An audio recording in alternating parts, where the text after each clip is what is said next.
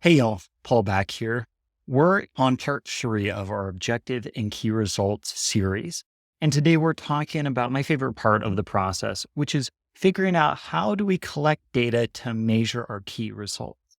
This is something that I'm super passionate about as a person who does a lot of my work in nonprofit impact measurement. And so we'll be sure to dial it back and give you just what you need to actually know to implement objectives and key results in terms of measuring the right things. So as a reminder about where we've been in this process, we started with an introduction. So what is an objective and key result? Then we talked about writing effective OKRs. Today we're talking about measuring and collecting data for them. Then we'll wrap up the series by talking about aligning these through your organization and then implementing these, actually rolling this process out. First of all, a few concepts. The first I wanted to share was that there are leading and lagging indicators of any particular change that we want to see in the world. So our key results are those measurable changes that indicate whether objective is complete. A key result can be a more leading indicator of that change or a lagging indicator of that change. Now, what do I mean by that? Leading indicators are metrics that are predictive of longer term results. So they're often indicators that, hey, we're doing things right and we're on the right track. Lagging indicators are the metrics that are the actual results. They're the outcomes of our hard work. And so your objective will have several key results. What you're aiming for is probably a balance between leading indicators and lagging indicators. So your objective will for sure have your lagging indicators, things that, say, hey, yes, we have fully achieved this. But you might want to think about, are there particular leading indicators that you want to be tracking along the way to make sure that that happens? And also the balance between leading and lagging may differ at different parts of your organization. So if you're using OKRs at, your org-wide level, then you've defined objectives for your team and maybe for sub-teams. Generally, the more specific and the lower in that cascade you go, the more leading indicators you'll be focusing on. And those tend to have a shorter monitoring timeframe.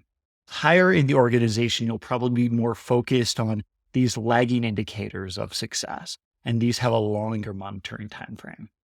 So if we're thinking about, using a time tracking platform, maybe we've got a new government grant, we need to track our time. A leading indicator of that might be, let's select this new time tracking platform and execute a contract. That's a data point that says we're on the right path. Contrast this with an indicator like 100% of our staff use this time tracking platform on a weekly basis over the course of the last month. That is more of a lagging indicator. It's going to take longer for that to happen. So again, just know that there's a difference between leading indicators and lagging indicators of any particular kind of change. And know that for one objective, you'll probably have some sort of balance of both. The next concept I wanted to share was just a laundry list of different approaches to collecting key results. So key results are our quantitative, measurable indicators of objective achievement.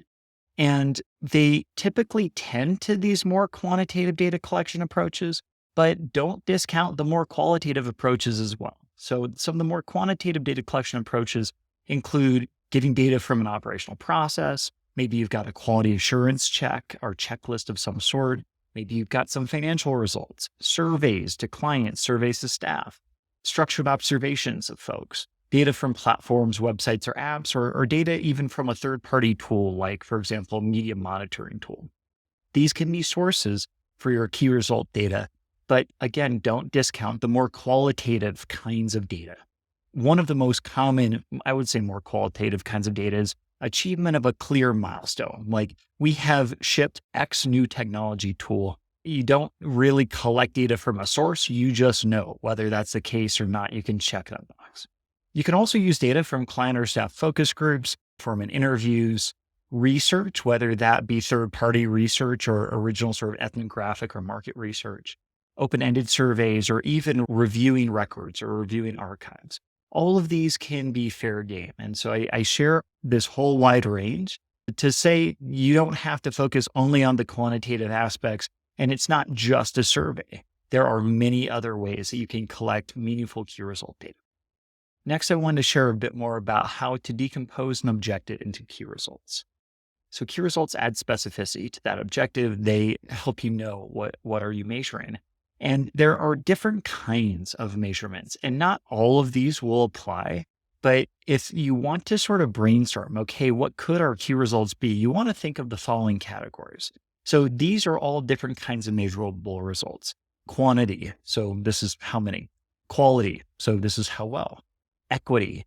Are efforts fairly distributed? Are results fairly distributed across different groups? Timeliness. So is our support coming at the right time? And then finally, satisfaction. Are others satisfied with this contribution? And so I won't read through all of these examples, but I just want to share examples of indicators of each of the following here. When you're brainstorming, what could our key results be? You might want to think, do we want indicators of any of these kinds as part of our objective?